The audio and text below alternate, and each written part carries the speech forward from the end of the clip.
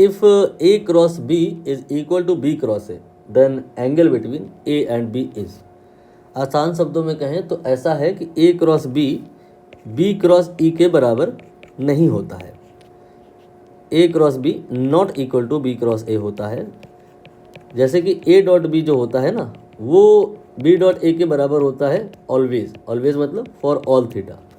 लेकिन A cross B not equal to B cross A for all theta.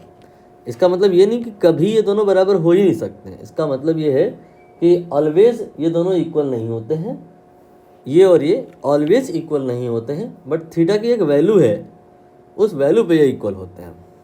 तो always क्या होता है पहले उस पर बात करेंगे। ए क्रॉस बी यहाँ पर ऑलवेज होता है बी क्रॉस ए के बराबर विद माइनस। ठीक है, तो कह रहे हैं कि इस क्वेश्चन में ए क्रॉस बी क्रॉस ए के बराबर है। हमेशा तो नहीं होता, लेकिन यहाँ कोई एंगल है, उस एंगल पे ए क्रॉस बी क्रॉस ए के बराबर है। तो बताओ एंगल कितना है।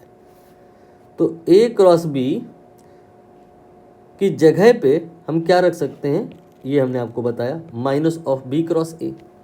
तो यहाँ पर हमने रख दिया minus of b cross a equal to क्या हो गया, ये बी क्रॉस ए।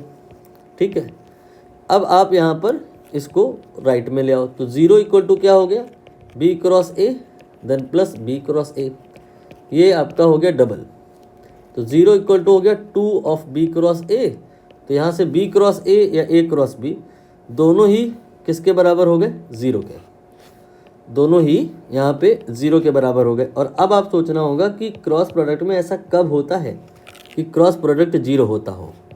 ये होता है तब जब एंगल या तो ज़ीरो हो या तो 180 हो।